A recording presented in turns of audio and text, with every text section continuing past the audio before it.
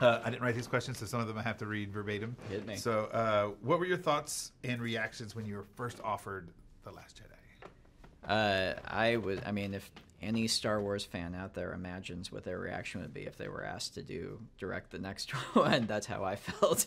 It felt like it came out of nowhere. I didn't see it coming. It's so unexpected, and I felt like, a planet blew up in my head.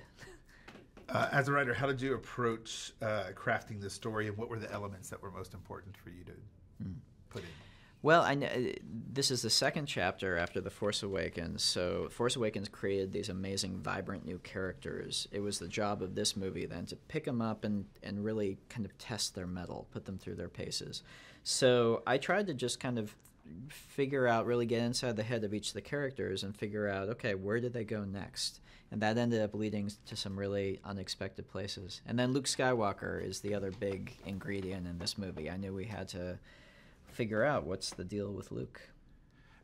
It's with the Force Awakens introducing new cast members. You now in this film have 3 different iterations of cast members, from the original trilogy to the ones introduced in Force Awakens, and there's new. Tell us about the experience of working with that multi-level cast.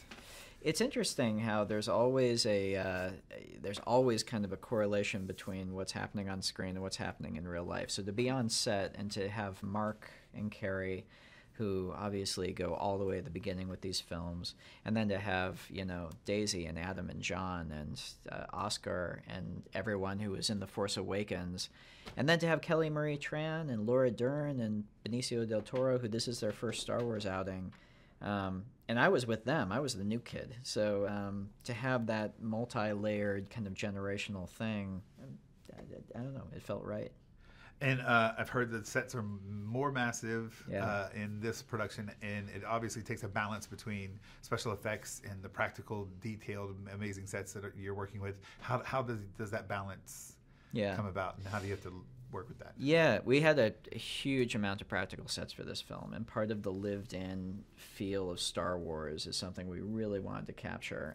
At the same time, the other part of Star Wars is constantly pushing the envelope in terms of cutting-edge special effects. So the handoff between the practical and what ILM brings to the table visually, where those two meet, has always been kind of where these movies live. And the final question is, what do you expect audiences will take away when they walk out of the theater?